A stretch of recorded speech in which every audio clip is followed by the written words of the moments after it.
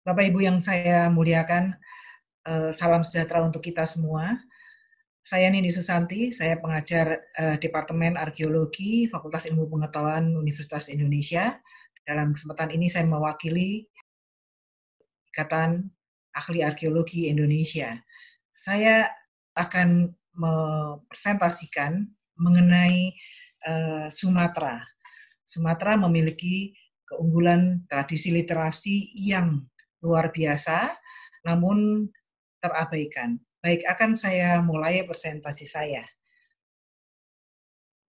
Ya, Sumatera, keunggulan tradisi literasi yang terabaikan. Sumatera sudah dikenal sebagai satu jalur perdagangan internasional pada awal abad Masehi karena hasil alam yang melimpah menyebabkan Sumatera menjadi tujuan bangsa asing mencari komoditas untuk diperdagangkan. Nah, ini sejak awal abad Masehi. Hasil alam tersebut misalnya jenis-jenis getah seperti damar untuk pengobatan, lada, cengkeh, vanili, kapur barus, kemenyan, pinang, kapulaga, dan lain sebagainya. Nilam, kemudian hasil buminya adalah timah, emas, perak. Jalur perdagangan tersebut bisa diberikan contoh, misalnya bahwa yang pertama sebagai jalur perdagangan internasional, di sini Malaka sebagai simpul perdagangan ke seluruh dunia, yaitu ke Asia Selatan, Asia Barat, kemudian ke Asia Timur, juga demikian juga ke Eropa. Sedangkan internasional, Malaka menjadi jalur perdagangan juga, misalnya cengkeh, pala, Makassar menjadi pusatnya melalui Makassar, kemudian pantai utara Jawa, Malaka, dan pantai timur Sumatera. Sedangkan lada diperdagangkan mulai dari Banten, Lampung, pantai barat Sumatera, dan Aceh. Nah ini Bapak Ibu, satu peta yang sederhana yang memperlihatkan bahwa Sumatera telah menjadi pusat-pusat perdagangan internasional maupun nasional sejak awal abad Masehi. Wilayah-wilayah yang menjadi persinggahan pedagang asing mengalami persentuhan dengan peradaban internasional dan agama Hindu-Buddha pada masanya. Wilayah tersebut kemudian menjadi pelabuhan-pelabuhan besar dan kemudian menjadi pusat-pusat kerajaan pada waktu itu.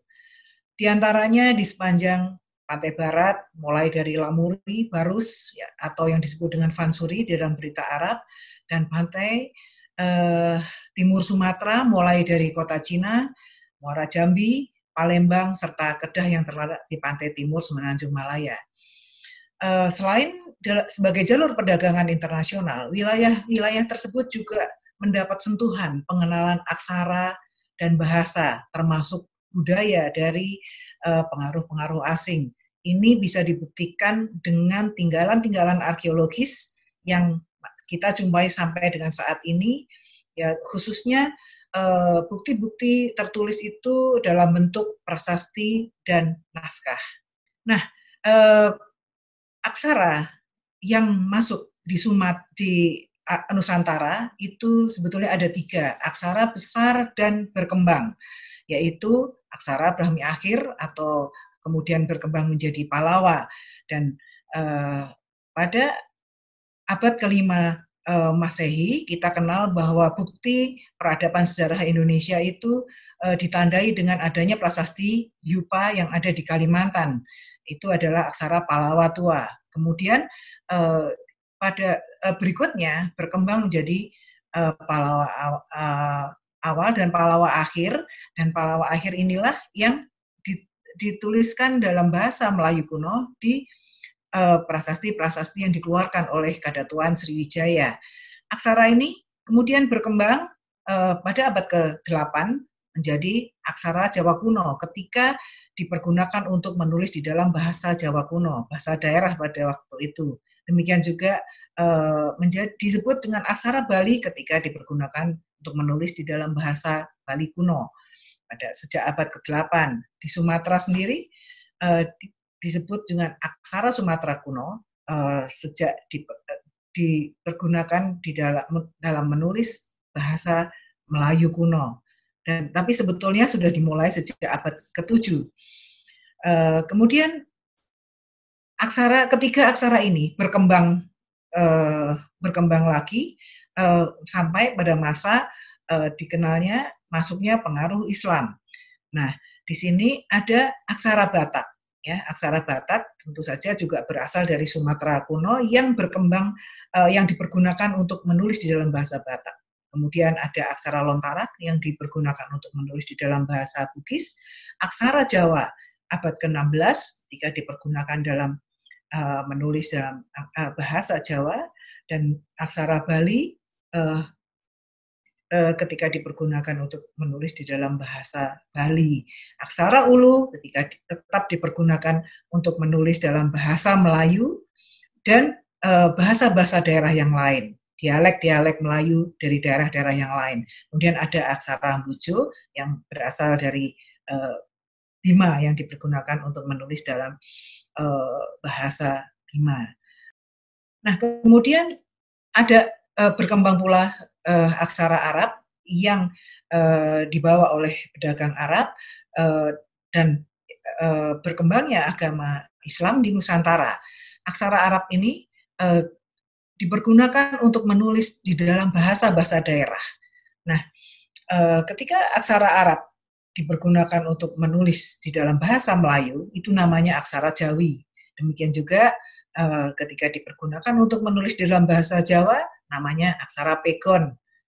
Di dalam ketika aksara Arab dipergunakan untuk menulis dalam bahasa Bugis, namanya aksara bilang-bilang.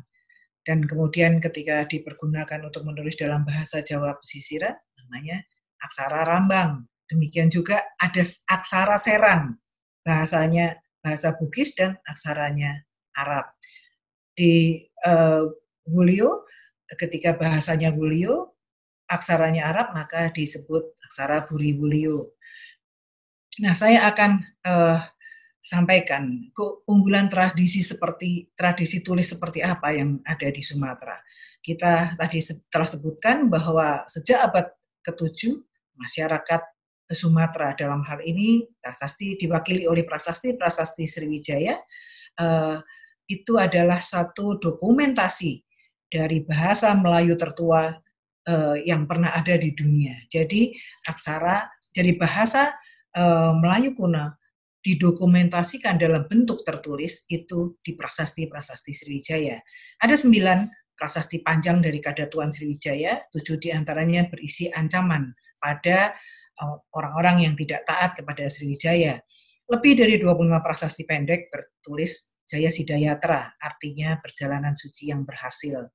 Sriwijaya terbukti telah bertahan selama 6 abad, yaitu dari abad ke-7 sampai abad ke-19 masa keruntuhannya. Nah, kemudian pada abad ke-10 sampai dengan abad 14 kita sebut sebagai perkembangan aksara Sumatera kuno.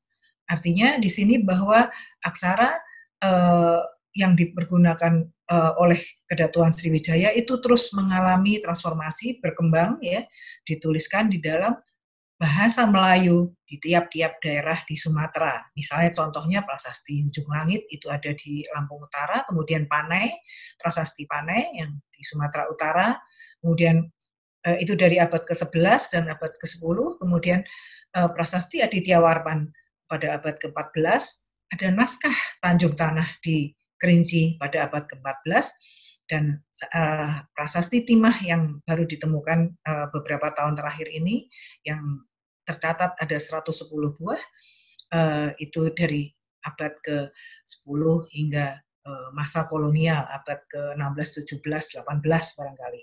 Nah, kemudian setelah abad ke-10 sampai 14, kemudian ada satu prasasti yang ditemukan di daerah Lampung, yaitu prasasti Dadak atau prasasti Batara Guru Tuha. Ini aksaranya bisa ditengarai sebagai aksara peralihan dari Sumatera kuno ke Ulu, ke aksara Ulu pada abad ke-16. Jadi diperkirakan bahwa aksara ini juga berkembang abad ke-15. Artinya ini kami sebut sebagai aksara Proto-Ulu. Ya, kalau Bapak Ibu lihat fasimil ini aksaranya sudah runcing-runcing, sudah mirip dengan aksara Ulu. nanti pada abad ke-16. Nah, kemudian keunggulan tradisi tulis di Sumatera juga saya amati sejak abad ke-16. Ya, sejak abad ke-16 aksara Ulu ini yang merupakan perkembangan dari aksara Proto Ulu ini itu ditulis di dalam prasasti dan naskah. Ya, kalau prasasti itu intinya adalah digoreskan. Ya, prasasti itu aksara yang digoreskan pada tanduk binatang, gelumpai atau batang bambu, kemudian rotan dan media keras yang lain. Ya, ini yang menandai bahwa dia prasasti. Kemudian dia berisi mengenai berbagai peraturan, ajaran agama, silsilah, doa, dan lainnya. Dan ada pula bahwa aksara Ulu ini juga dituliskan pada kagas atau kulit kayu, ya, deluang atau media yang mudah rusak yang lain. Nah, ini juga berisi tentang aturan, ajaran agama, dan cara bercocok tanam, kehidupan sehari-hari, dan juga karya sastra, termasuk karya sastra yang puisi yang dilakukan gitu ya. Nah, ini adalah contoh dari prasasti pada tanduk binatang, biasanya tanduk kerbau, mungkin tidak terlalu terlihat. Ini adalah prasasti Ulu dalam aksara Ulu. Nah, ini naskah Ulu. Jadi aksaranya Ulu. Kenapa disebut naskah? Karena dituliskan pada media yang lunak, yaitu kulit kayu. Nah, keunggulan tradisi tulis Sumatera juga saya amati dalam bentuk prasasti timah. Mengapa saya beri tempat khusus? Karena ini panjang periodenya.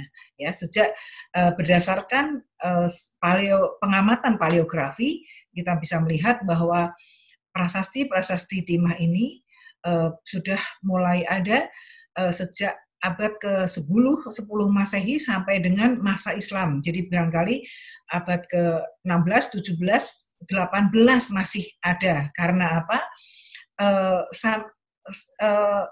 Aksara yang dipergunakan juga bermacam-macam, ya, aksara Sumatera kuno mulai sampai Ulu, aksara Ulu sampai Arab, ya, karena berupa doa, dan sampai aksara Batak.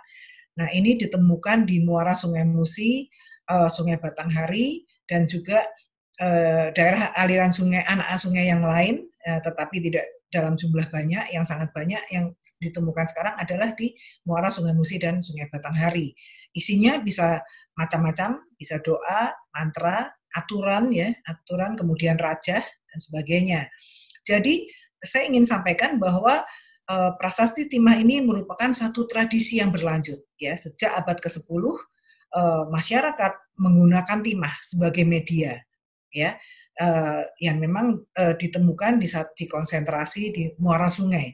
Media itu dalam arti bahwa media itu media sebagai ungkapan doa ataupun mantra dan sebagainya itu melalui lempengan timah yang kecil-kecil. Nah, ini contohnya Bapak Ibu, prasasti timah dengan aksara Sumatera kuno. Nah, ini mudah-mudahan terlihat ini adalah prasasti timah dalam aksara Jawi. Artinya bahwa aksara turunan aksara Arab yang ditulis di dalam bahasa Melayu. Nah, barangkali bisa saya rangkum, yaitu bahwa keunggulan tradisi tulis di Sumatera ini kita mulai dari turunan aksara Palawa atau Brahmi akhir di Sumatera.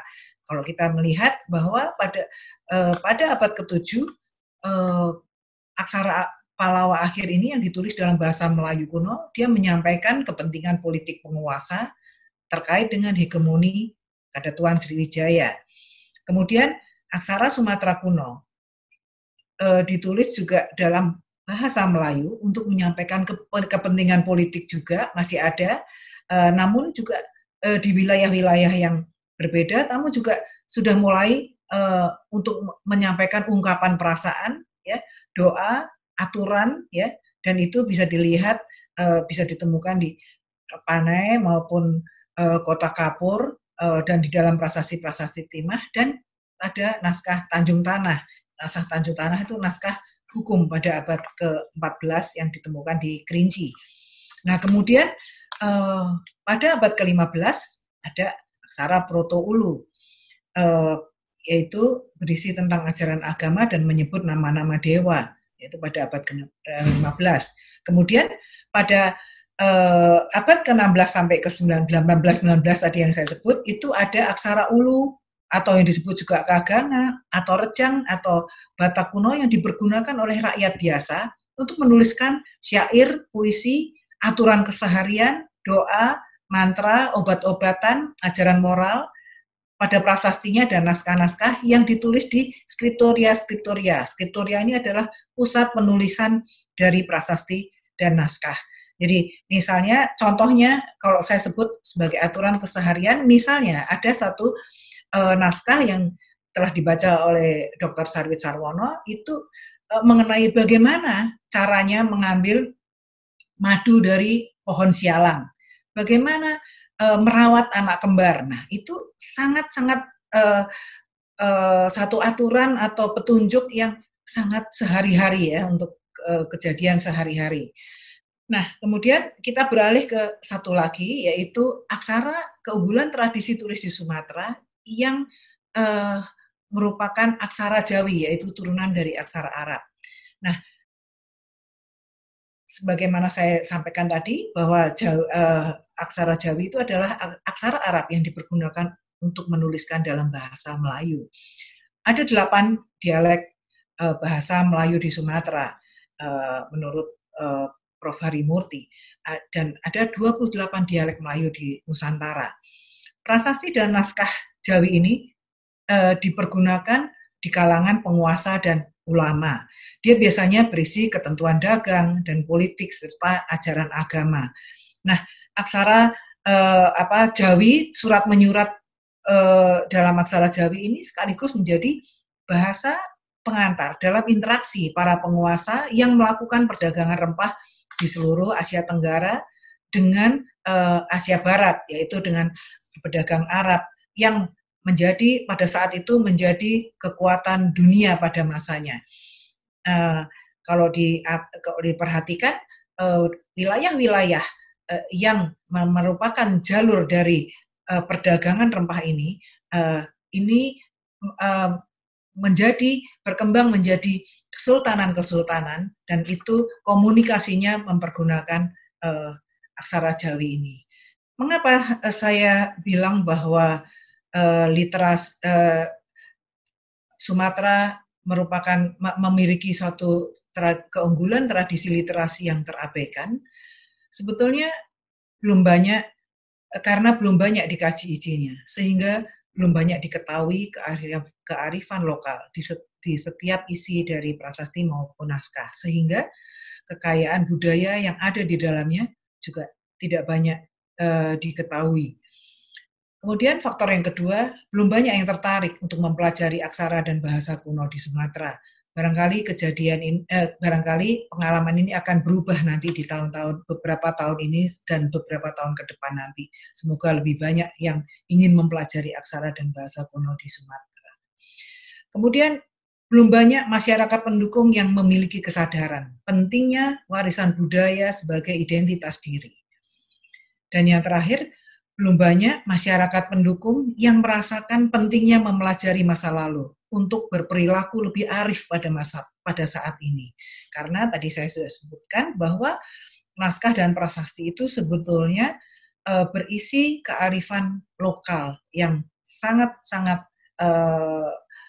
luar biasa gitu ya pada masyarakat pendukungnya pada waktu itu. Untuk mengakhiri presentasi ini, saya ingin menyampaikan bagaimana tradisi literasi yang berkelanjutan. Tradisi tulis berupa prasasti dan naskah Ulu, serta prasasti dan naskah Jawi yang berkembang bersama sejak abad ke-16 di lingkungan yang berbeda, yaitu di keraton dan rakyat yang menuliskan sejarah dan budaya dan pengalaman berharga dalam lingkungan masing-masing. Pesan-pesan tersebut merupakan tradisi tulis yang sangat beragam isinya, yang syarat dengan kearifan lokal yang sekaligus merupakan identitas dari masyarakat pendukungnya hingga saat ini sebetulnya. Jadi saya ingin memberikan penekanan bahwa Pemajuan kebudayaan juga dapat diartikan sebagai langkah memaknai pesan masa lalu sebagai penuntun kehidupan masa kini dan merencanakan kehidupan masa depan yang lebih baik. Demikian, terima kasih presentasi saya.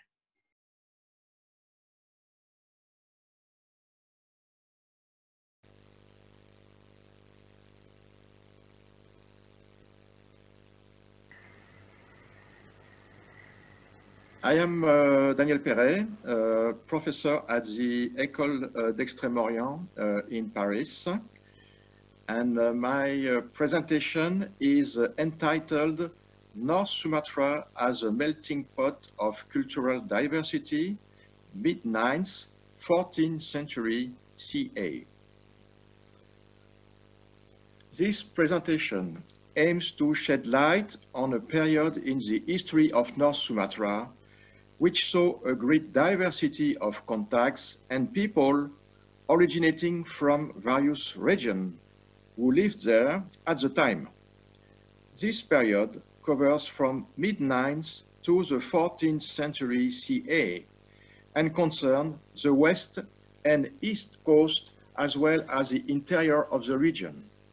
This observation is one of the results of the archaeological excavations carried out between 1995 and 2016 on 4 settlement sites by the National Center for Archaeological Research of Indonesia, Puslit Arkenas, and the École Française d'Extrême-Orient, EFEO, with the support of the Consultative Commission for Archaeological Research Abroad of the French Ministry of Foreign Affairs.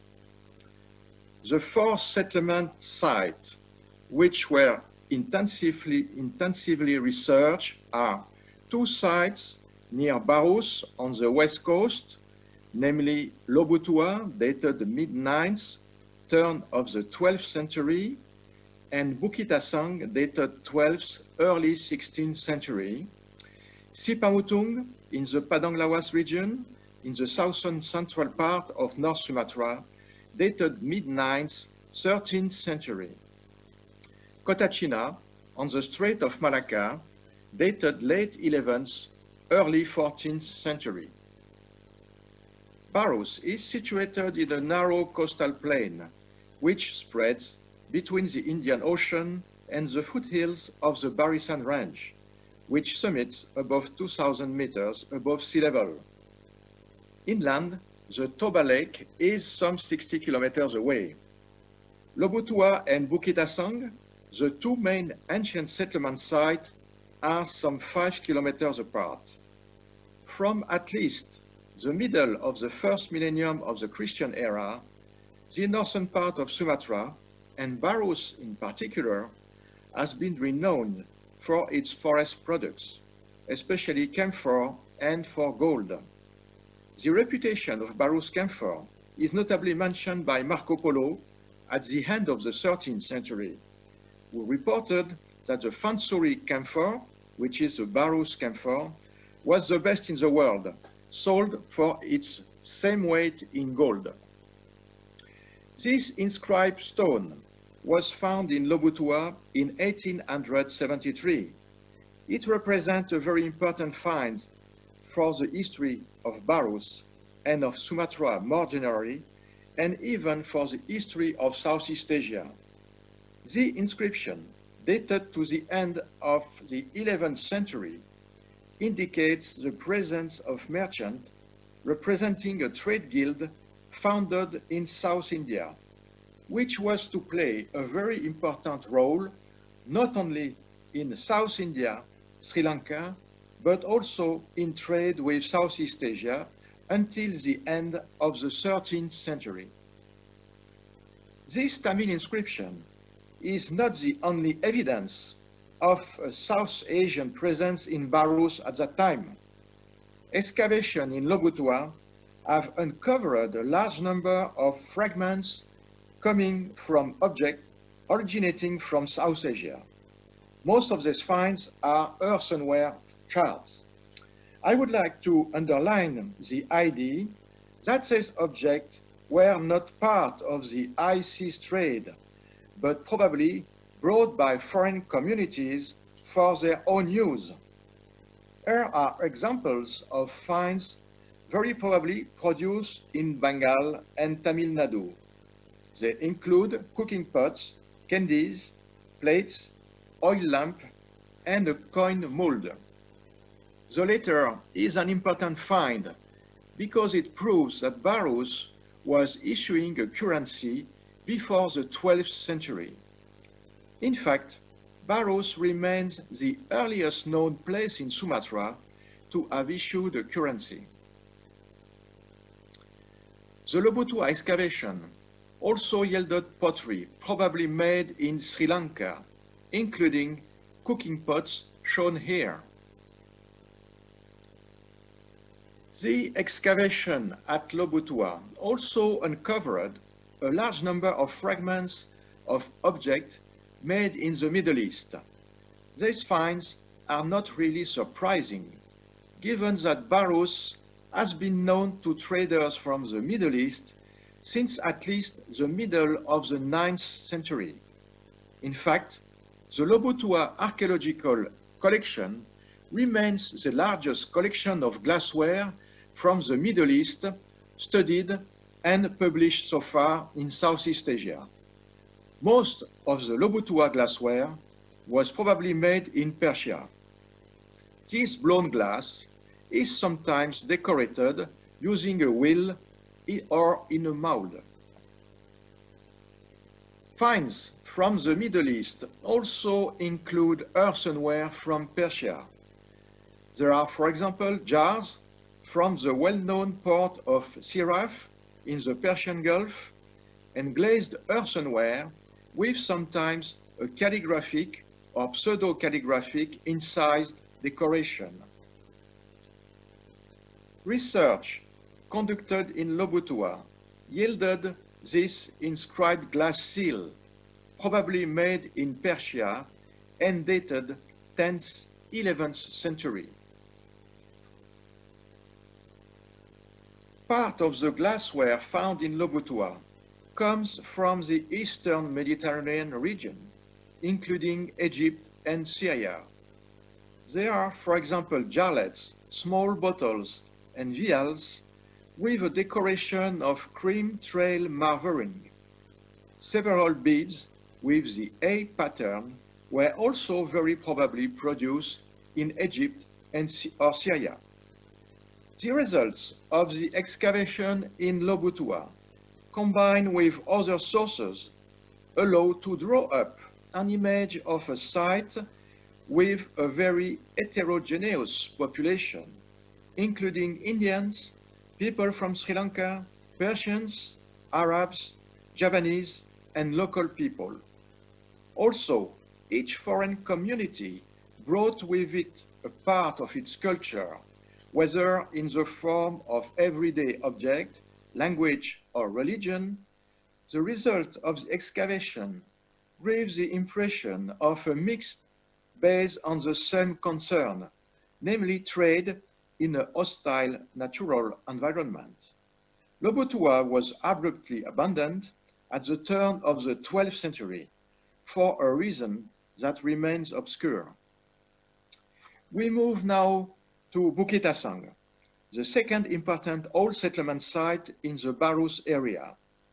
At Bukit Asang, earthenware, for which we suggest a production in South Asia, represents about 1/4 in quantity and 1/3 in weight of the total earthenware corpus.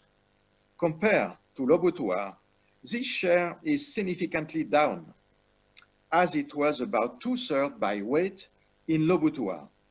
But again, the excavations uncovered pottery from Bengal and Tamil Nadu, including plates, cooking pots, and shallow bowls. Pottery, probably made in Sri Lanka, is also present, as well as pottery from Kerala on the southwest coast of the Indian subcontinent. The region of Gujarat in northwest India also had relations with Barus. Interestingly, a type of cooking pot very close to a type found in Bukit Asang was still available on a market I visited in Gujarat in 2008. Moreover, glazed earthenware found in Bukit Asang was probably made in a workshop discovered some 15 years ago near the old city of Cambay. The excavation of Bukit Asang have also yielded earthenware whose origin we situate in the Indo-Persian world, that is the region between the Persian Gulf and the northwest of India. This marginal category in the Bukit Asang earthenware corpus as a whole consists mainly of unglazed pieces and shows a variety of fabrics and shapes. The upper part of a small terracotta female figurine was found in the Bukit Asang excavation. It probably reflects Hindu practices. An almost identical figurine, identified as Indian, was found on the site of Old Bahrain in the Islamic settlement dated 12th, 14th centuries. Other Indian artifacts were found in Old Bahrain, including cooking pots. This combination of religious artifacts and pottery led to believe that an Indian community settled in Bahrain during the 12th, 13th centuries. Therefore, Old Bahrain and Bukit Asang are contemporaneous settlements.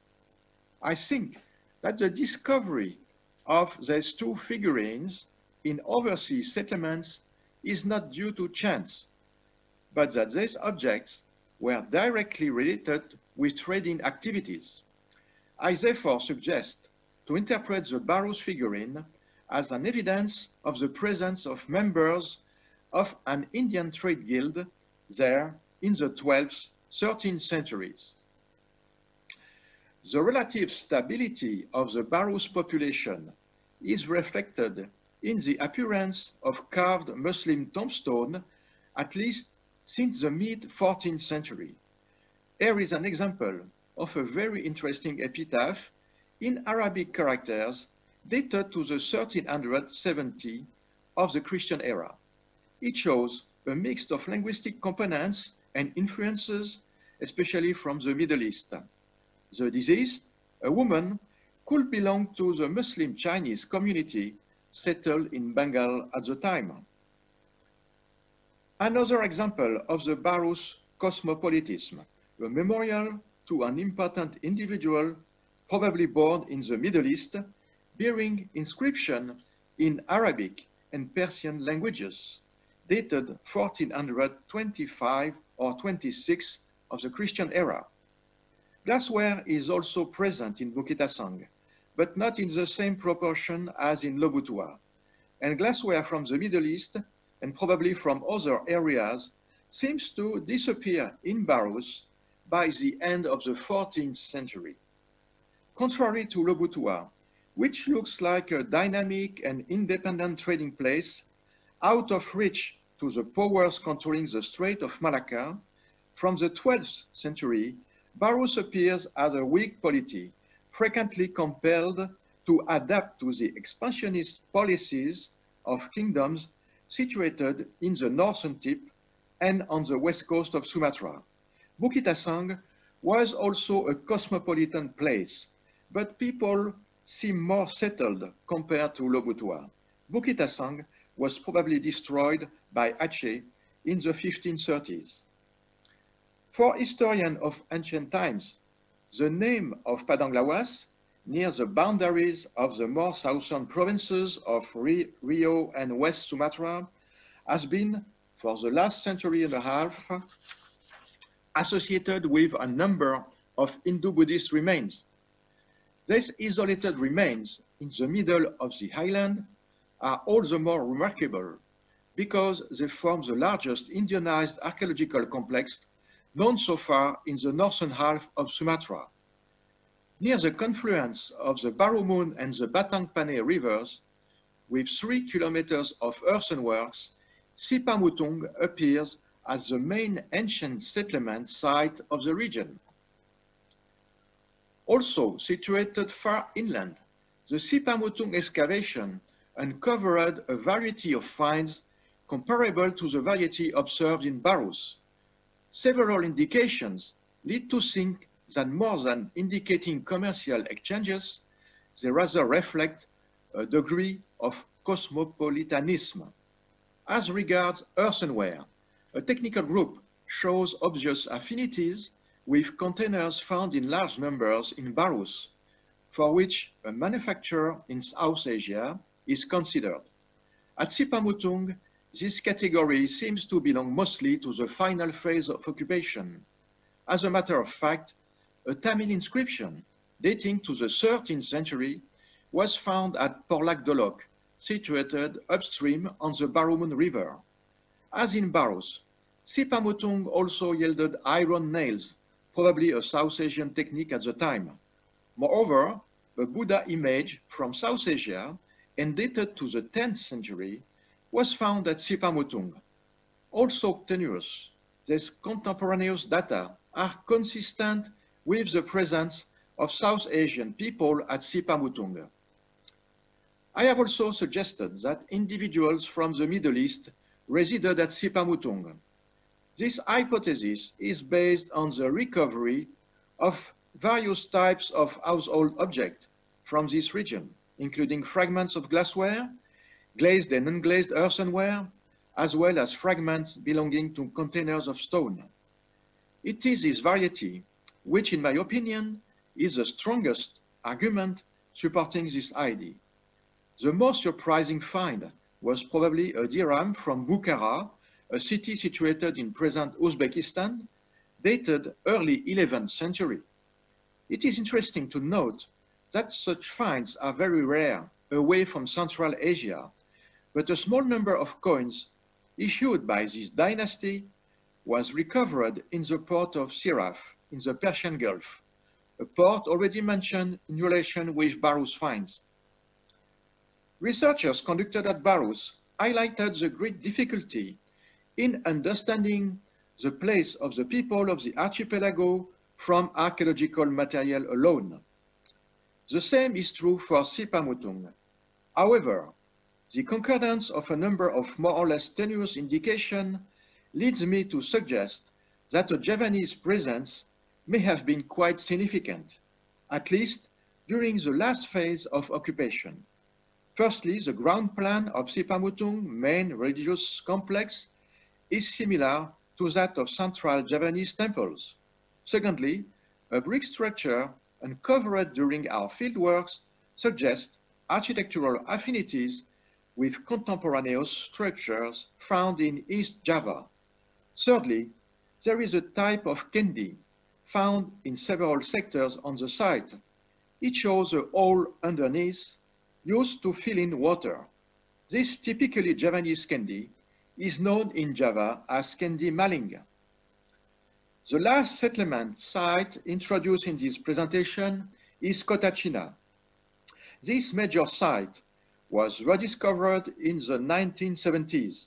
Surveys and limited excavation conducted at that time uncovered various kinds of remains. The importance of this site was confirmed during our excavation from 2011 until 2016.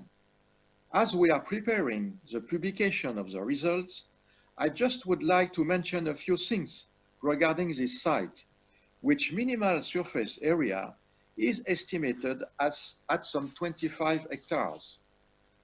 As Lobutua, Bukit-Asang and Sipamutung, Kotachina shows connection with South Asia. The site has yielded stone images manufactured in South Asia, whether Brahmanical or Buddhist. Earthenware produced in South Asia or following South Asian style was found in large number in Kotachina. The site also yielded coins issued in Sri Lanka. This period of rich encounters between people from various origins in this part of Sumatra came to an end by the turn of the 14th century, except in Barus. Sipamutung and Kotachina were abandoned, and the region did not experience such a diversity until the late 19th century, with the development of large tobacco, EVA, and oil palm plantations on the East Coast. Thank you for your attention.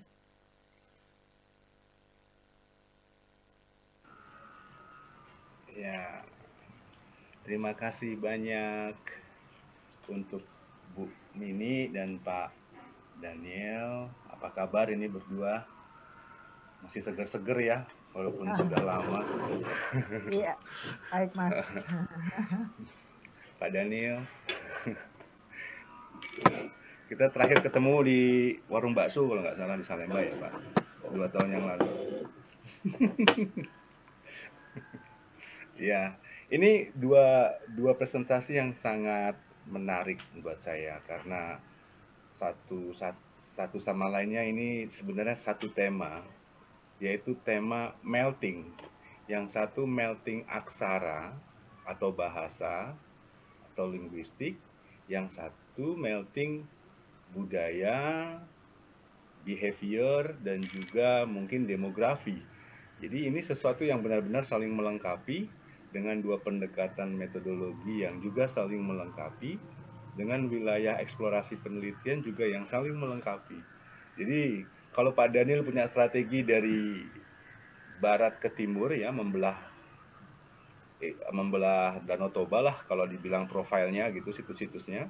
Kalau Mbak Nini dia punya strategi mengurung pantai utara, urung sampai pantai barat sampai pantai timur. Nah ini saya sudah mendapat beberapa pesan dari panitia, ada beberapa pertanyaan sudah disampaikan ke dalam kolom. Coba saya lihat, ada pertanyaan pertama ini ditujukan untuk kira-kira ini mengenai manuskrip ya. Saya bacakan saja ini. Manuskrip merupakan salah satu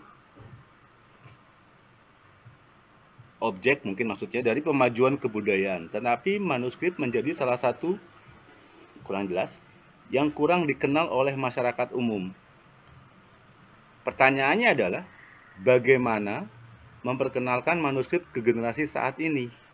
Karena sebetulnya manuskrip menjadi salah satu hal menarik dan memiliki banyak cerita mengenai sejarah Indonesia. Saya kira pertanyaan pertama ini untuk Bu Nini ya. Pertanyaan pertama. Lalu mau langsung dijawab aja Bu Nini atau bagaimana ini? Langsung dijawab atau menunggu pertanyaan kedua? Begini Mas Andri, apakah pertanyaan yang kedua ada kaitannya dengan yang pertama? Kalau tidak saya jawab dulu. Hampir sama Bu. Oh iya, hampir sama Bu Nini. Nah, seperti apa? Ya yang kedua itu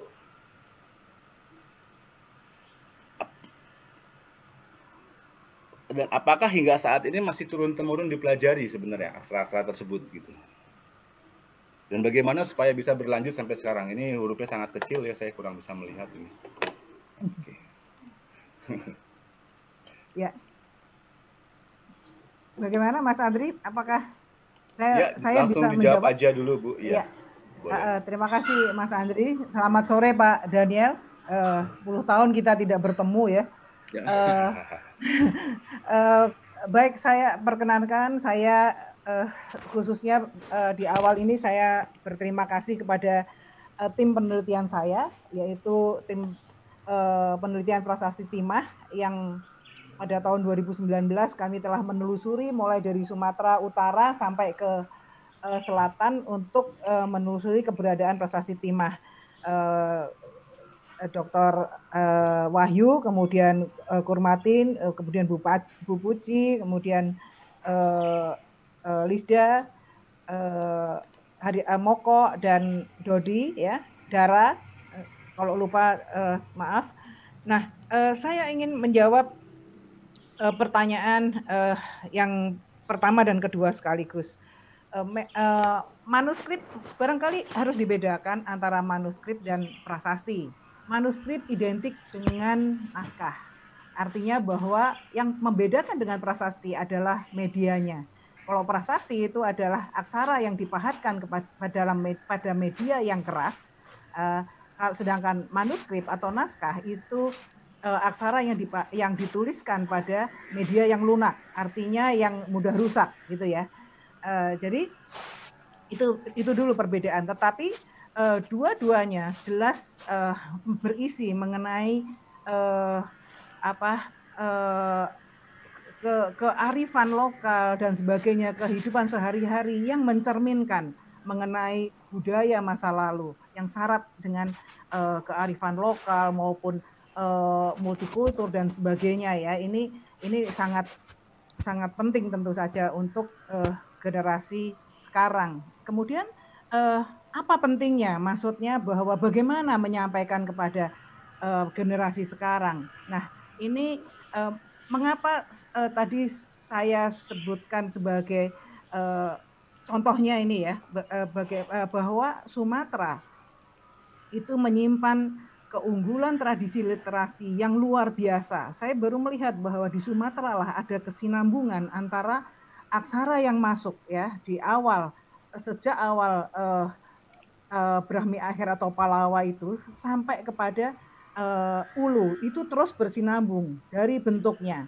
Memang kalau misalnya orang awam melihat bentuknya sepertinya beda begini, tetapi kita yang tahu paleografi, kita yang mempelajari paleografi, kita tahu bahwa itu banyak bentuk-bentuk yang sama ya, hanya yang satu lebih bulat, yang satu lebih runcing dan sebagainya. Dan itu kita melihat bahwa baik prasasti maupun naskah itu memuat satu kearifan yang luar biasa. Nah, bagaimana menyampaikan kepada generasi sekarang? Tentu saja harus dipelajari, harus ada satu keinginan untuk belajar, ya, untuk belajar. Dan itu saya lihat bahwa kira-kira 5 tahun terakhir sudah banyak generasi muda yang tertarik untuk mempelajari aksara-aksara kuno ini. Nah, bedanya di Sumatera dengan di Jawa, bahwa kalau di Jawa itu selalu ada yang mempelajari, ya. Karena memang prasasti di Jawa lebih jelas, lebih ditulis ditulis di batu, ya, di batu atau logam, dan itu hurufnya juga lebih bagus karena biasanya ditulis oleh penguasa. Tetapi di Sumatera yang sangat saya kagumi bahwa baik penguasa maupun rakyat itu menulis prasasti. Jadi mereka sangat paham dengan huruf, ya.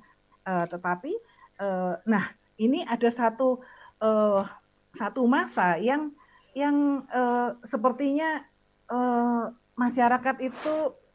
masyarakat Sumatera tidak terlalu mengacuhkan bukti yang luar biasa ini.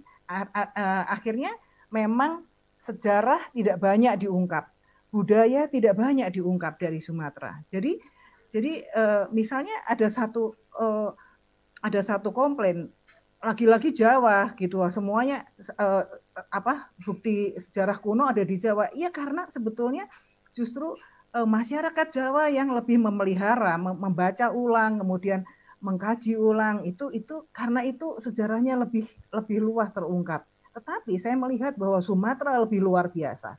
Sumatera itu luar biasa. Dari hal yang kehidupan sehari-hari itu diungkapkan dalam bentuk baik prasasti maupun naskah. Nah, ini barangkali satu statement dari saya adalah bahwa kalau memang ingin mengungkap isinya, memang harus belajar, ya, karena itu syarat dengan pesan. Dan kenapa penting banget gitu? Kenapa penting sekali pesan masa lalu? Nah, itu pesan masa lalu itu telah melalui satu perjalanan panjang. Artinya sampai kepada budaya yang sekarang itu sudah melalui jalan panjang dari apa yang terjadi masa lalu. Nah, itu yang membentuk kita saat ini. Jadi ini sangat tidak bisa diabaikan. Seandainya pesan masa lalu itu dipelajari, itu jelas kita tahu identitas kita saat ini. Nah, kemudian apa yang dilakukan? Buat apa? Nah, bagaimana untuk ke depan?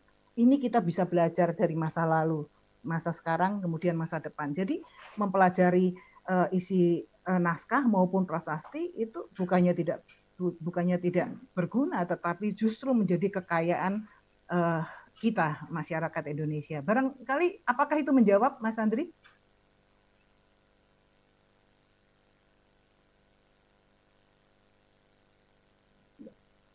Belum mute. Ya. Ya, saya kira sangat menjawab ya, Mbak Nini ya. Ya. Saya kira sangat menjawab. Jadi saya berharap yang bertanya tadi juga puas dengan jawaban lengkap dan sangat detail dari Mbak Nini. Intinya kalau ingin lestari ya harus mau belajar. Itu nomor satu. Ada keinginan mau belajar, pasti semua bisa bertahan lestari. Nah, pertanyaan berikutnya ini sepertinya untuk Pak Daniel. Ini ada pertanyaan dari partisipan bernama Dinda. Ini dia mempertanyakan bahwa sebagai latar belakang Barus itu punya banyak sejarah, saya setuju. Salah satunya katanya dia yang sudah baca artikel berkali-kali, Fir'aun mengimpor kamper dari Barus. Kalau dia bilangnya mengekspor, tapi saya perbaiki mengimpor kamper dari Barus. Nah, pertanyaannya adalah bagaimana cara menginformasikan info-info yang didapat Pak Daniel agar bisa diterima oleh masyarakat? Karena dia percaya sebagian besar masyarakat Barus sendiri yang saat ini belum semuanya tahu sejarah tentang daerahnya. Apakah betul begitu Pak Daniel? Silahkan diklarifikasi kalau saya salah menyampaikan. Ya, terima kasih banyak.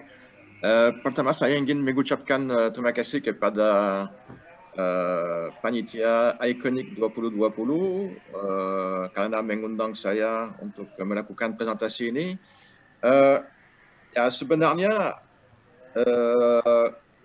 mengenai penelitian di Barus kami sudah menghasilkan 3 buah buku yang semuanya sudah diterjemahkan dalam bahasa Indonesia dan diedarkan di seluruh Indonesia dalam rangka kerjasama dengan Gramedia, dan saya rasa sudah banyak orang yang peminat sejarah yang tahu khususnya di Sumatera Utara mengenai hasil penelitian kami di Barus.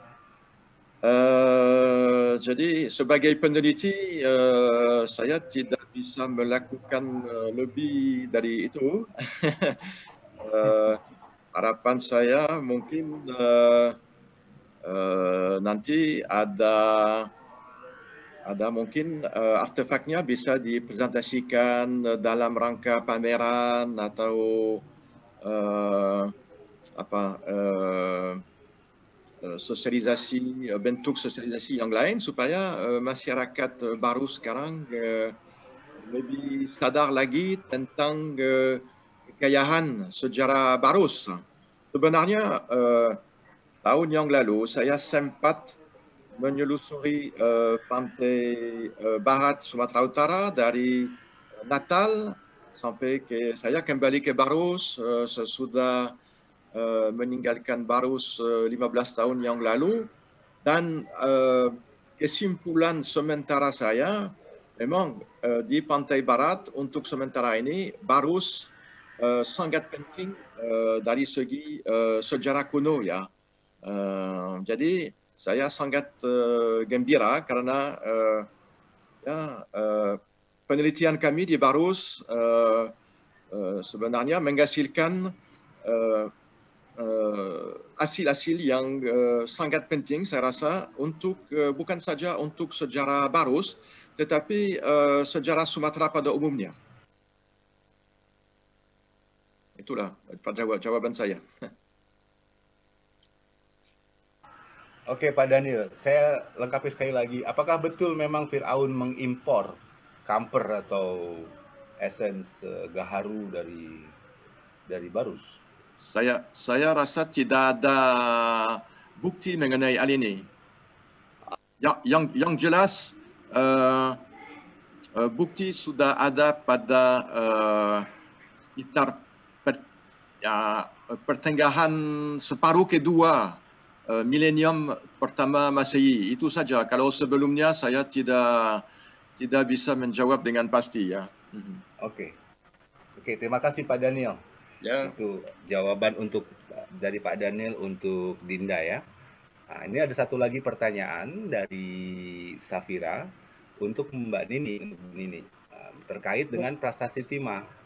Apakah prasasti timah itu masih banyak ditemukan hingga sekarang, khususnya di wilayah-wilayah di muara sungai? Ya, baik, terima kasih Mas Andri. Ya, masih banyak.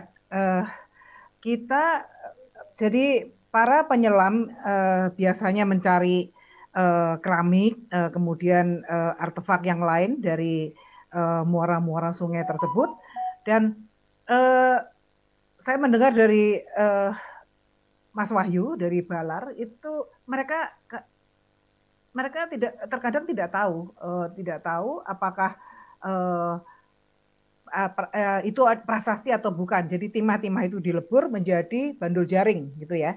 Nah, memang 110 prasasti timah yang pada waktu penelitian itu sempat kami identifikasi, sudah dibuat katalognya. Dari itu pemiliknya adalah kolektor dan sekarang sebagian sudah menjadi milik BPCB Jambi ya. Tetapi selain itu masih ada lagi. Jadi saya mendengar dari seorang kolektor sudah ada 20 lagi gitu yang ada tulisannya, karena biasanya kolektor itu memperlihatkan di foto ada tulisannya nggak Bu nih. Nah, gitu. Jadi saya hitung itu kira-kira ada 20 yang lagi. Nah, itu yang masih belum teridentifikasi. Jadi baru 110 yang kami tim sudah membuat katalognya. Gitu Mas Andri.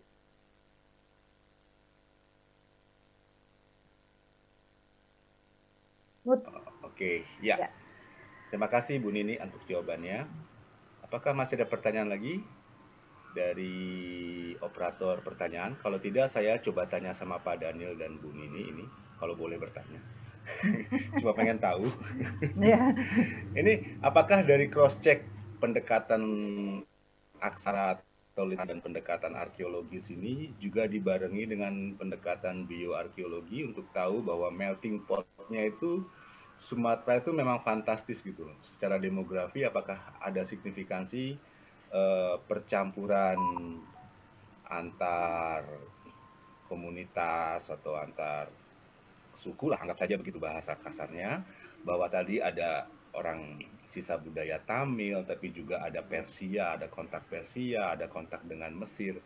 Apakah dalam hidup sehari-hari orang saling juga jatuh cinta gitu, maksudnya terus menikah, terus bercampur begitu?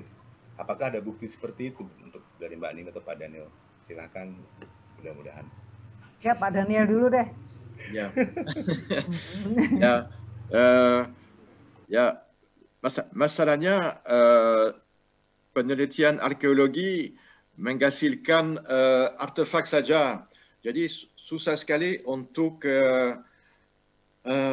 mengetahui lebih banyak daripada budaya material ini ya. Tapi yang jelas tadi saya menunjukkan contoh inskripsi pada batu nisan yang menunjukkan campuran bahasa dan mungkin orangnya berasal dari Bengal, orangnya mungkin orang Tionghoa.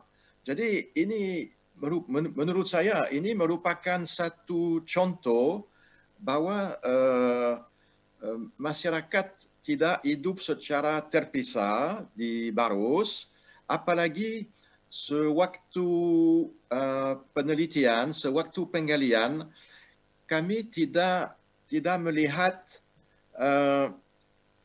kawasan-kawasan tertentu yang menghasilkan misalnya tembikar yang berasal dari India Selatan atau dari Sri Lanka atau dari Timur Tengah.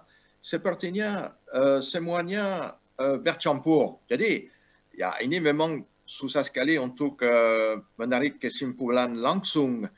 Tetapi ada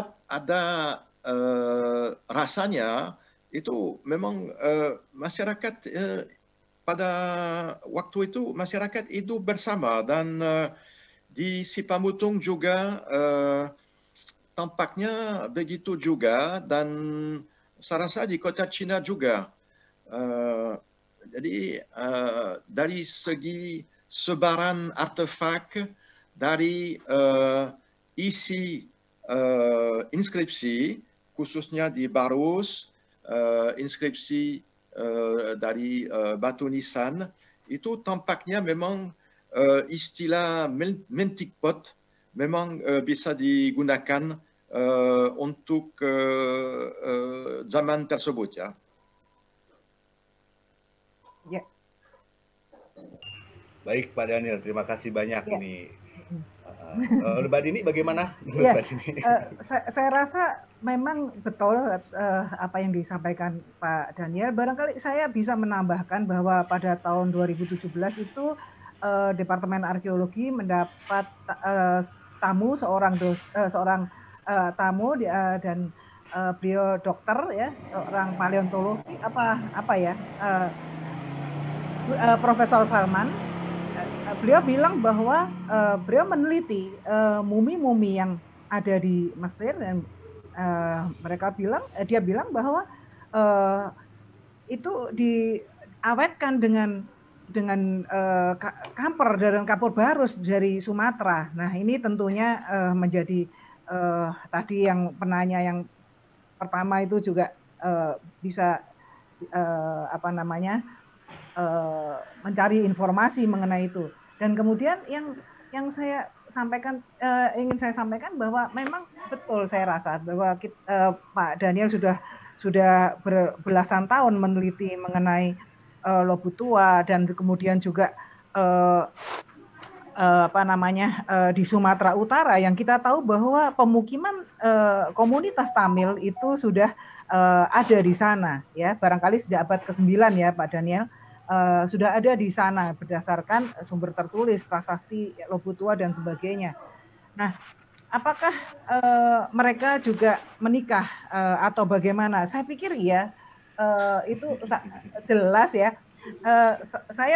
Saya mempunyai teman Pak Gultom itu sangat India banget gitu, ya. Saya bilang mungkin Bapak keturunan orang Tamil dari 9.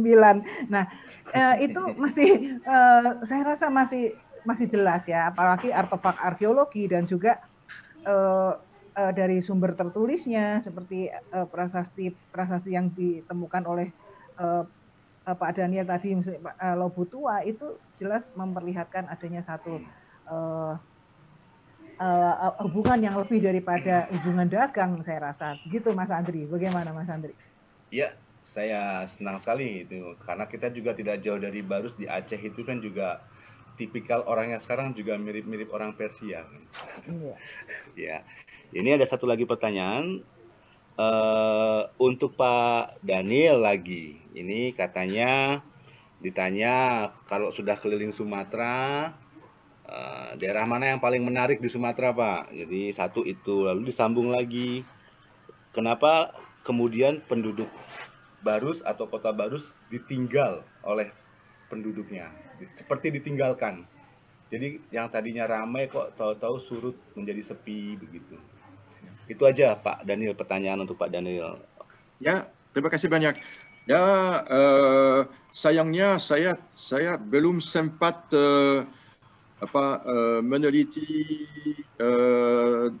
Pulau Sumatera secara terperinci seperti Sumatera Utara. Jadi saya tidak bisa menjawab pertanyaan pertama. Hanya saya yakin bahwa di daerah-daerah lain pasti juga ada pemukiman kuno seperti di Sumatera Utara, khususnya di wilayah Aceh, ya. Saya yakin masih banyak situs pemukiman kuno yang bisa diteliti di sana, dan juga terdapat menurut saya situs sangat penting di daerah Jambi yang perlu diteliti, ya. Yang masih ada harapan untuk menemukan sesuatu yang sangat penting.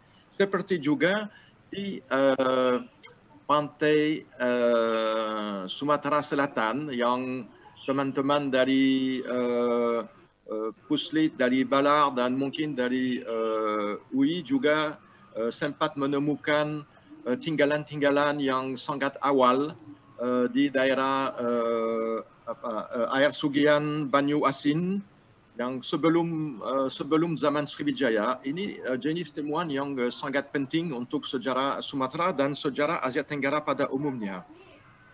Pertanyaan kedua, kenapa Barus sepertinya ditinggalkan atau menjadi sepi pada, saya dikatakan, abad ke-16 atau 15. Menurut saya ini berkaitan dengan perkembangan ekonomi dan politik di wilayah Aceh. Karena pada waktu itu di Aceh ada perkebunan lada yang berkembang dan lada menjadi komoditas utama dalam perdagangan internasional. Dan ini sesuatu yang tidak dilakukan di wilayah Barus dan juga saya rasa juga di wilayah Medan sekarang atau kota Cina dahulu, wilayahnya tidak ikut pada, bisa dikatakan pada abad 15 atau mungkin ya pada abad 15, wilayah ini tidak ikut dalam perkembangan perkebunan lada seperti di Aceh. Jadi menurut saya ini satu alasan utama kenapa Sumatera Utara menjadi sepi mulai abad ke-14 karena terjadi perkembangan di wilayah Aceh yang menarik pedagang dari Samudra India dan mungkin juga dari China, sehingga wilayah Sumatera Utara baik di pantai barat maupun di pantai timur disisihkan, dilupakan sedikit pada mulai abad ke-14 ya. Oke. Baik Pak. Kalau satu lagi Pak Daniel, sebenarnya kerajaan ini ada yang bertanya lagi soalnya, ada pertanyaan yang sama dari penanya yang sama.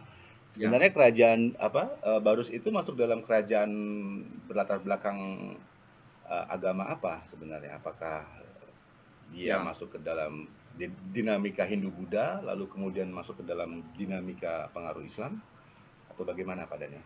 Ya, ini pertanyaan yang menarik karena saya rasa untuk kawasan Sumatera Utara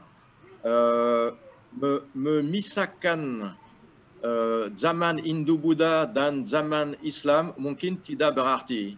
Karena kami dari hasil penggalian, kami melihat bahwa artefak dari Timur Tengah mungkin sudah ada pada abad ke-9 di Barus.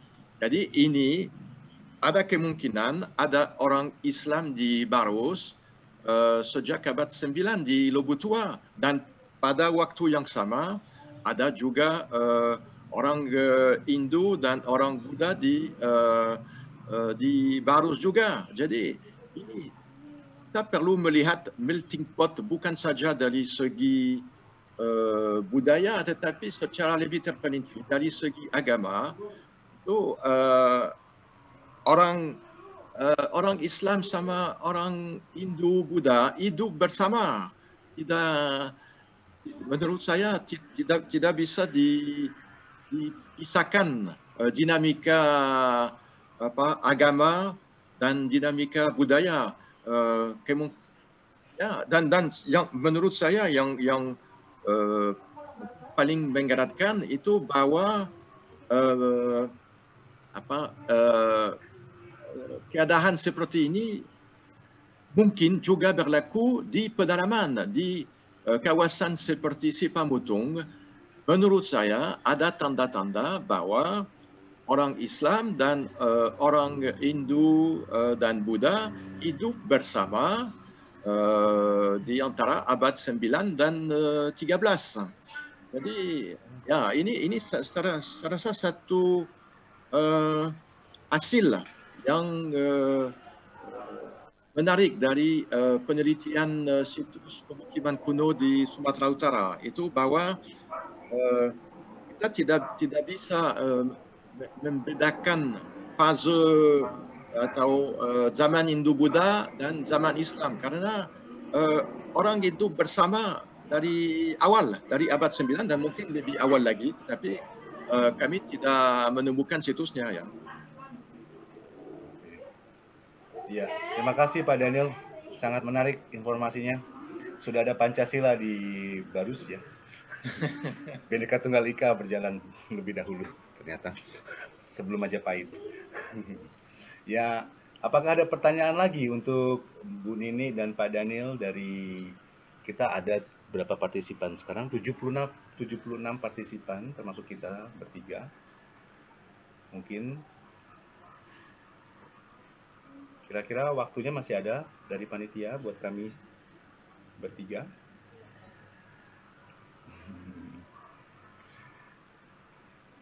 Ya.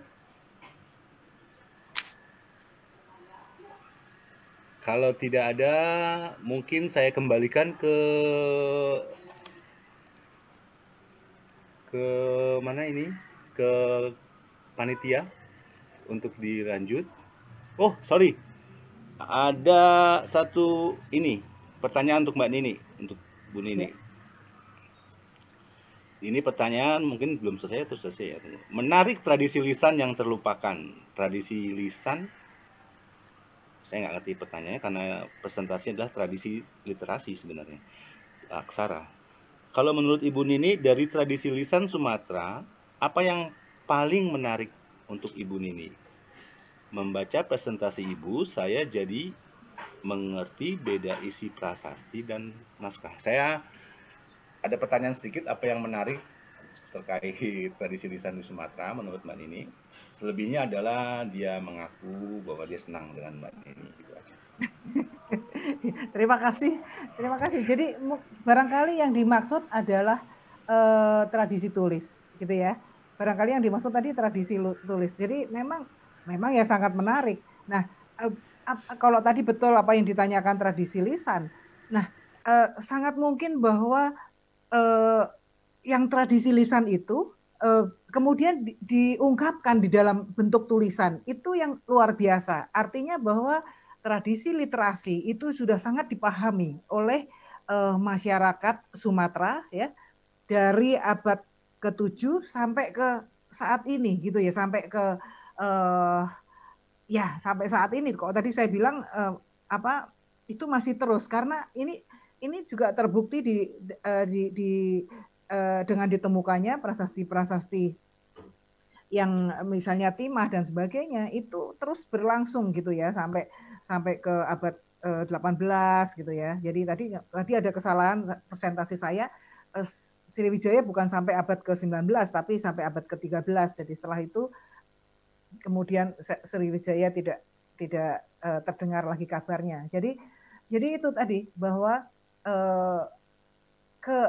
keunikan saya tidak keunikan tradisi lisan adalah ketika kita melihat di dalam bentuk tulisan, di dalam bentuk baik mau prasasti maupun naskahnya gitu ya. Jadi itu bahwa kehidupan sehari-hari, petunjuk, aturan menanam sesuatu, doa ya, harapan itu diungkapkan di lempeng-lempeng timah yang kecil-kecil itu ya. Itu yang sangat saya kagumi dari Sumatera. Jadi saya pikir pesan ya pesan sponsor sebetulnya luar biasa. Orang Sumatera itu sudah luar biasa kepandaiannya ya, ketelitiannya, dan itu terungkap di dalam bukti-bukti tertulisnya. Jadi saya pikir itu saja, tetapi ya memang saya tidak mengetengahkan mengenai tradisi lisan, tapi saya bisa menyatakan bahwa sesuatu yang lisan, satu aturan, satu ungkapan perasaan itu sudah bisa diungkapkan di dalam bentuk tulisan oleh masyarakat pada masanya, gitu ya. Sampai gini Mas Andri, ada satu istilah yang namanya istilah rejung, itu adalah mereka menciptakan puisi-puisi ya dalam aksara ulu dan kemudian mereka melakukan, mereka membaca puisi dan syair itu dinyanyikan, dilakukan. Nah, itu sudah menjadi sudah menjadi kebiasaan di dalam lingkungan masyarakat. Baik yang saya tahu waktu itu adalah di daerah Bengkulu ya, dan itu ada ibu-ibu yang sudah sangat sepuh yang dia masih bisa menyanyi dari bentuk syair-syair itu, dan kita mendengarkan gitu. Nah itu barangkali luar biasanya di situ, dan itu saya pikir setelah saya pertanyakan tidak banyak orang-orang yang tahu tentang hal tradisi itu. Iya. Demikian Mas Andri. Makasih Mbak Nini. Ya sama-sama. Panjang ya, pertanyaan pendek tapi ceritanya panjang. Masih ada pertanyaan lagi? Kami menunggu, silakan nanti panitia akan menyampaikan. Sementara saya sambil menunggu, mungkin bisa diceritakan Pak Daniel dan mungkin juga Mbak Nini, sebenarnya entry point primernya daerah mana sih? Apakah Malaka dan Acehnya yang menjadi entry point kalau kita melihat kaitannya dengan kontak dengan negara-negara Timur Tengah atau Levant atau Persian dan juga negara Cina, apakah pintunya sama? Kalau mau ke Barus langsung pintunya Barus karena dia ada di pesisir barat Sumatera, atau lewat wilayah pedalaman dulu untuk mampir ke Barus lewat suatu pelabuhan yang lain begitu? Ya, masalahnya penelitian arkeologi tidak berkembang serentak di seluruh Pulau Sumatera. Jadi untuk sementara masih banyak wilayah yang penelitiannya masih kurang. Jadi susah sekali untuk menarik kesimpulan dalam keadaan sekarang. Tetapi saya yakin misalnya di wilayah Aceh bisa ditemukan situs pemukiman yang seawal Lobo Tua, misalnya di Lamuri atau di situs-situs lain. Hanya penelitian di sana masih kurang. Jadi saya yakin tidak ada satu entry point saja, tapi cukup banyak sebenarnya ya.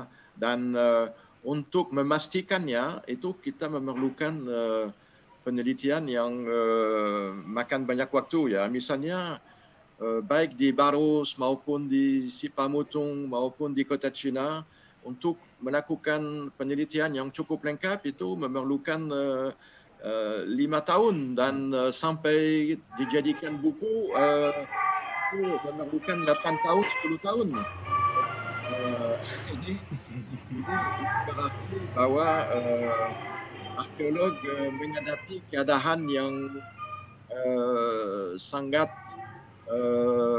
mencabar ya, merupakan tantangan yang besar karena situsnya cukup banyak dan jumlah arkeolog masih kurang ya, dan ada wilayah yang masih memerlukan banyak penelitian yang untuk mendapat gambaran yang lebih jelas tentang sejarah kuno Sumatera Utara. Dan menurut saya dua wilayah utama mungkin wilayah Aceh, baik pantai dan pedalaman, dan juga sekitar Muara Jambi ya. Ini wilayah yang penting untuk bisa mendapat data tentang sejarah kuno Sumatera ya. Terima kasih Pak Daniel. Mbak Nini ada tanggapan? Ya betul, saya setuju dengan Pak Daniel. Memang kalau melihat dari prasastinya bentuk aksara, saya melihat bahwa memang interportnya itu memang tidak melalui satu jalur, tetapi bisa bisa dari mana-mana begitu ya. Seperti contohnya begini, berita Cina menyebutkan bahwa berita Cina abad ketiga itu sudah menyebutkan mengenai Bangka. Jadi temuan arkeologis di Kota Kapur itu ternyata memang lebih tua daripada Sriwijaya sendiri. Nah ini menjadi satu bukti bahwa memang sebetulnya Kota Kapur itu memang sudah ada sebelum ada Sriwijaya gitu ya. Nah ini jadi memang dari mana-mana begitu, kalau kita melihat begitu luasnya Sumatera itu, tetap ya. Satu lagi bahwa dari Mas Bastian, seorang ahli Persia kuno, itu juga ternyata Lamreh ya, Ilamuri desa yang disebut dalam prasasti Tanjore itu memang juga sudah menyimpan bukti-bukti dari awal abad Masehi. Paling tidak di prasasti Tanjore sendiri sudah disebut itu Ilamuri desa gitu ya. Ada Ilamuri desa, Panai. Nah, Panai itu sudah disebut juga di dalam prasasti abad ke-11 Tanjore itu. Gitu ya. Jadi memang jalan masuknya memang ada berbeda, tidak melalui satu jalur, tapi walaupun nantinya kita melihat bahwa ketika masa kesultanan Islam itu memang kerajaan kesultanan itu memang kita melihat ada di sepanjang pantai timur Sumatera. Nah, satu lagi bahwa kita ketahui bahwa timah itu sudah menjadi primadona sejak awal abad Masehi karena timah itu karena jebakan timah terbesar di dunia itu ada di pantai timur Sumatera gitu ya. Itu barangkali satu masukan bahwa sangat mungkin kebutuhan timah untuk arca dan sebagainya untuk orang India, dan itu sudah dicari pada awal abad Masehi. Itu saja Mas Andri. Iya. Terima kasih Pak Daniel, Mbak Nini. Ya, saya tahu penelitian arkeologi kita semua tahu dan mungkin juga familiar kalau perjalanan penelitian arkeologi itu tidak singkat dan tidak sederhana. Kadang-kadang butuh 2 presiden untuk bisa baru selesai penelitiannya. 2 presiden yang berbeda. Tapi jangan khawatir Pak Daniel, ini di Depok ada banyak pasukan muda ya, kalau mau butuh orang untuk bukan promosi, tapi Mbak Nini sekalian aja lah untuk perluas horizon kekunoan atau sejarah maritim di Sumatera. Ada banyak generasi muda. Ini sebelum saya tutup, ini saya mohonkan kepada Daniel dan Bu Nini, kira-kira ada bom pahol atau pesan-pesan yang menyemangati untuk kami atau yang lebih muda-muda yang masih ingin belajar, haus pendidikan akan bersejarah, dan juga ingin melestarikan sejarah lisan maupun tulisan melalui manuskrip maupun benda arkeologi. Kami mohon kiranya Pak Daniel dan Mbak Nini ada pesan tertentu. Silahkan kalau ada. Ya, menurut saya yang penting itu hasil penelitian disosialisasikan, dan saya tahu bahwa Puslit Arkanas ada program yang sangat penting untuk melakukan sosialisasi arkeologi di seluruh Indonesia. Dan saya rasa yang penting juga hasil-hasil penelitian diterbitkan dan diedarkan secara luas supaya masyarakat dapat tahu sejarah kunonya khususnya. Dan ya, harapan saya ada banyak orang muda yang berminat untuk membaca hasil penelitian kami ya. Terima kasih Pak Daniel. Mbak Nini ada pesan ya, Mbak? Walaupun sering berpesan ya. Pesan melulu ya. Iya, pesan saya setuju dengan Pak Daniel, dan tapi satu lagi bahwa sebaiknya penelitian itu dilakukan secara multidisiplin, karena ini kita baru ketemu di sini saja, kita sudah mempunyai satu wawasan yang lebih luas ya. Ketika arkeologi artefaktual dan arkeologi tekstual itu kita bisa berjalan bersama, itu kita bisa mengungkapkan lebih banyak lagi bukti arkeologis ya. Itu yang pertama. Dan yang kedua, yang sesuai dengan presentasi saya hari ini, saya ingin menyemangati kepada masyarakat Sumatera supaya tidak pernah puas dan tidak pernah selalu bersemangat untuk mempelajari budaya masa lalunya, karena disitulah kita bisa menemukan banyak kearifan yang bisa menjadi contoh untuk masa kini dan masa yang akan datang, karena itulah budaya yang menjadi identitas kita semuanya, terutama yang di Sumatera. Baik, begitu saja Mas Andri. Baik, Mbak. Terima kasih banyak Mbak Nini. Ya, dengan demikian, dengan pesan-pesan dari Pak Daniel dan Mbak Nini, saya kira sesi presentasi dan tanya jawab yang hari ini diselenggarakan oleh Iconic 2020 ini bisa saya kembalikan ke panitia penyelenggara untuk prosesi selanjutnya. Silahkan kepada panitia, saya persilahkan waktu dan kesempatannya. Terima kasih Pak Daniel. Terima kasih Mbak Nini. Terima kasih. Baik, terima kasih untuk moderator dan juga para pembicara dalam sesi terakhir kita di Iconic 2020 Plenary Session 8 dengan tema History of Culture. Nah, sekarang kita akan beralih kepada closing ceremony Iconic 2020.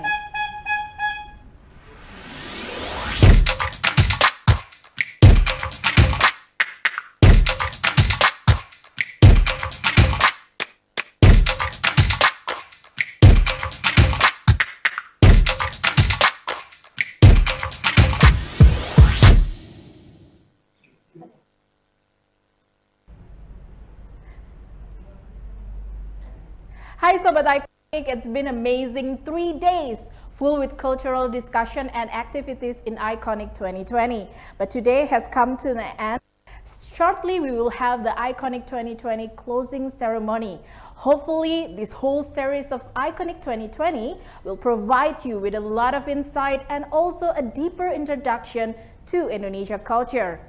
Sebelumnya kami ingin mengingatkan bahwa e-sertifikat akan dikirimkan akan dikirimkan ke seluruh partisipan melalui email. Sementara full paper dari seluruh pembicara maupun panelis ditunggu hingga tanggal 16 November. Proceeding akan dikirimkan via email di bulan Desember 2020. Nah, mau tahu bagaimana serunya acara Iconic 2020 ini? Kita simak beberapa testimoni dari beberapa narasumber berikut. Perkenalkan, nama saya Nyoma Nidia Sarihariati. Saya salah satu presenter dalam acara Iconic ini.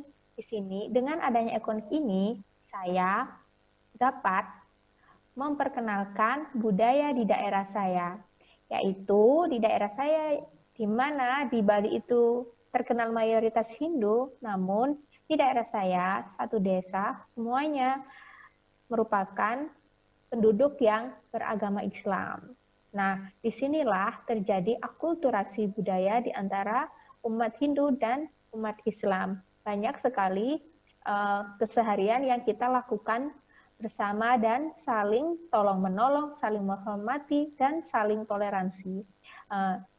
Dengan adanya Iconic, saya dapat mengeksplor apa yang terjadi di daerah saya, sehingga ini dapat mendukung untuk memperkokoh persatuan dan kesatuan kita di negara kita, karena akhir-akhir ini banyak sekali terjadi permasalahan yang rentan mengenai agama dan budaya. Dengan adanya Iconic, kebudayaan di daerah-daerah itu dapat tereksplor dan dapat mendukung untuk kita saling menyayangi dan saling menghormati terhadap perbedaan agama maupun perbedaan budaya. Harapan saya ke depan Iconic menjadi acara yang rutin supaya dapat kita sebagai milenial dapat mengetahui dan memahami budaya dan kesenian yang ada di seluruh Indonesia. Oke, selamat untuk Iconic, maju terus, sukses. Terima kasih. Wassalamualaikum warahmatullahi wabarakatuh. Adanya Iconic sebagai platform untuk memfasilitasi kajian-kajian budaya menurut saya sangat-sangat membantu. Ambil contoh saya sebagai mahasiswa. Kita butuh wadah yang katakanlah terjangkau. Nah, dengan wadah ini kita menjadi tahu apa yang orang lain sudah teliti, apa yang orang lain sedang teliti. Kita juga bisa saling berbagi referensi dan bisa berkolaborasi baik sesama bidang maupun antar bidang. Dan yang jelas kita bisa belajar dengan para dosen maupun para peneliti atau pengkaji yang lebih berpengalaman. Ide untuk membuat video yang berisi intisari dari kajian kita menurut saya itu sangat baik. Dengan demikian masyarakat juga bisa mengikuti. Karena Indonesia begitu kaya, begitu majemuk, banyak hal yang bisa kita ungkap dan kita rayakan bersama. Semoga kegiatan ini bisa terus berlanjut, melibatkan kajian yang lebih luas dan partisipasi yang lebih banyak. Dengan adanya platform seperti ini, mungkin bisa mendorong orang untuk ikut menulis dan berpartisipasi.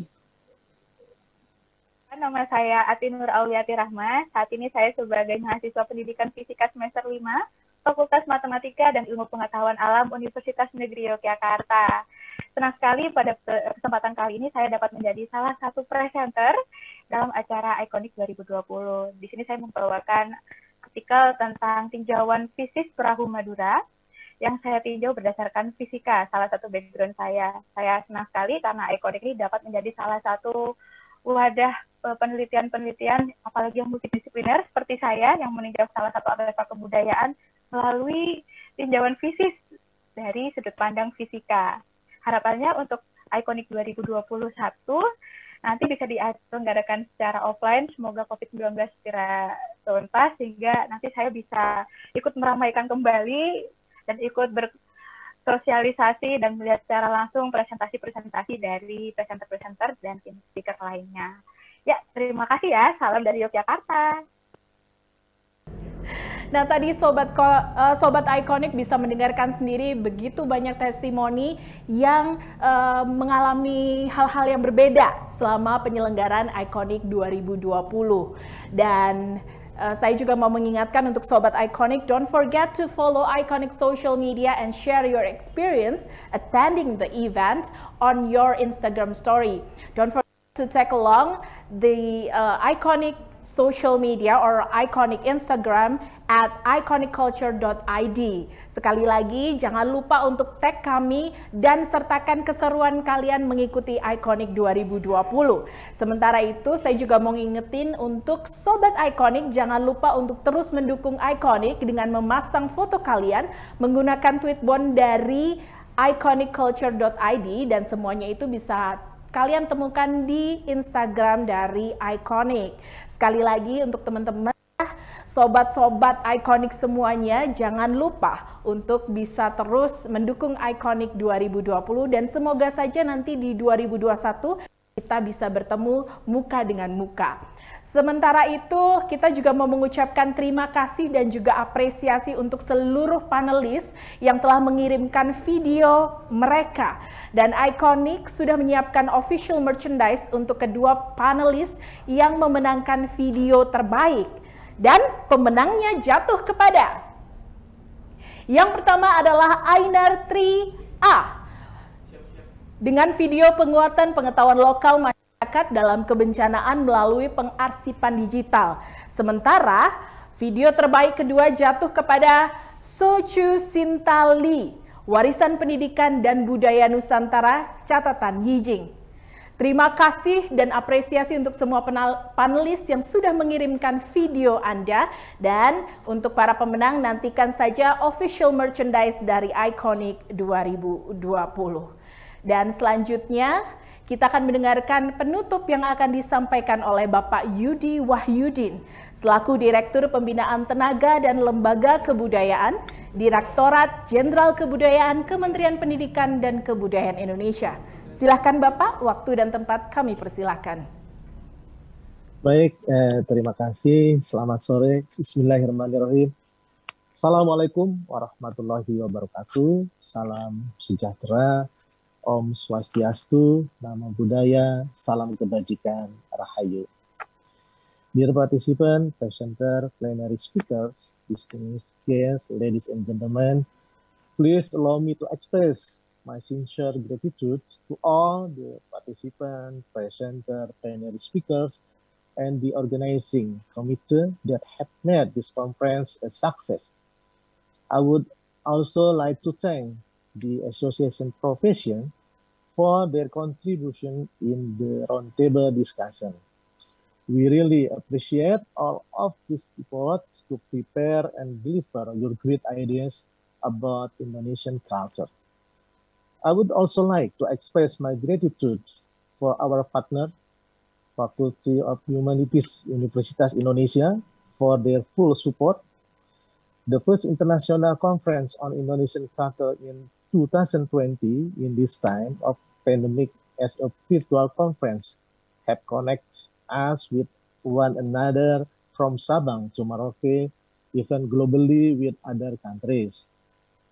We have carried out 8 plenary sessions with 15 plenary speakers, 6 panel sessions with 91 presenters, and 8 roundtable discussions from association profession on various topics. From the plenary session, we learned and enrich our knowledge on the state of the art of different studies on Indonesian culture. From the panel session, researchers, academics, and practitioners have shared and discussed their latest research. And from the roundtable discussion, we have developed our understanding on the current issues that is happening in Indonesia. The discussion would help the government in some consideration for policy making and could increase public awareness on the preservation of heritage and the advancement of culture.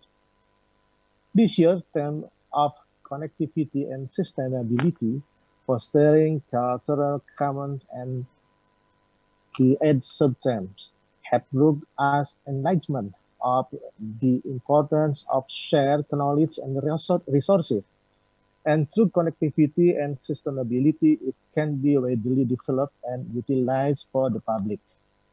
Culture is not only connected to identity, character, and culture resilience, but can also provide positive contribution in the enhancement of public welfare and can even become the indicator of a development success.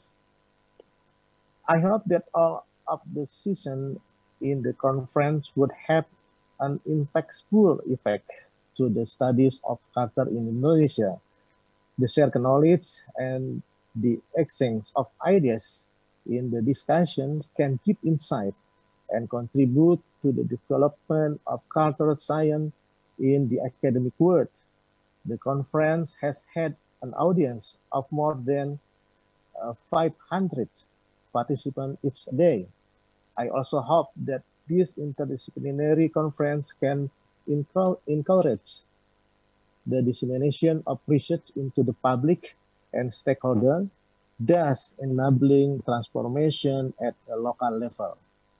The International Conference on Indonesia Culture will be held annually in order to present the state of the art in the cultural science concerning Indonesia, which united the research ecosystem in Indonesia and abroad.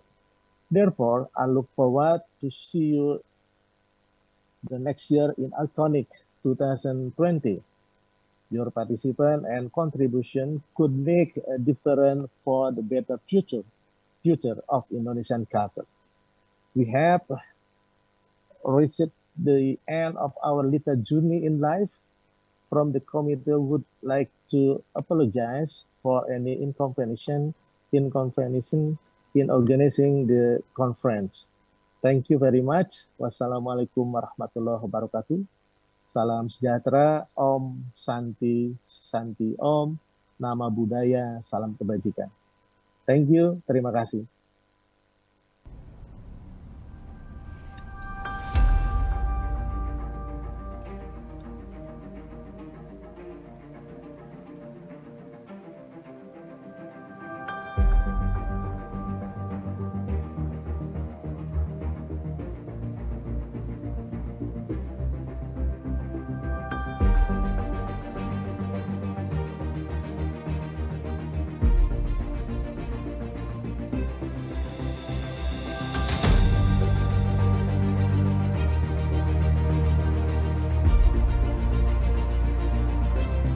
It is my pleasure on behalf of the faculty. But then the pandemic changed the mood and directions a little bit, but at the same time also helped us to focus on particular aspects.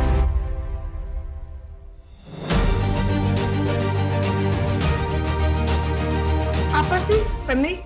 Hakikat apa yang melekat pada badannya atau pada kata itu sendiri? Pengetahuan diperoleh dengan kekuatan. Ini ada istilah Latinnya yang namanya Deus ex machina.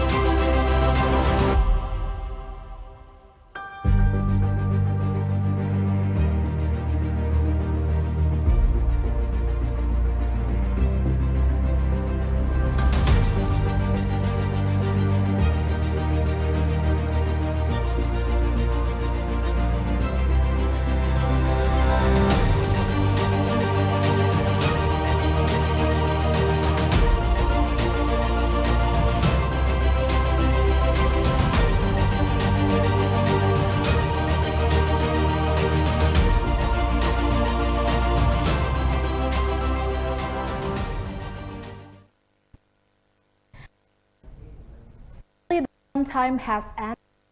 Don't worry, you can watch all the presentation video, our participants, and also our channels Iconic Culture. Terima kasih untuk waktunya Sobat Iconic sudah mengikuti rangkaian event Iconic hingga main event Iconic yang berakhir pada hari ini. Saya Francisca Renata beserta seluruh tim yang mengucapkan terima kasih sampai Iconic 2021.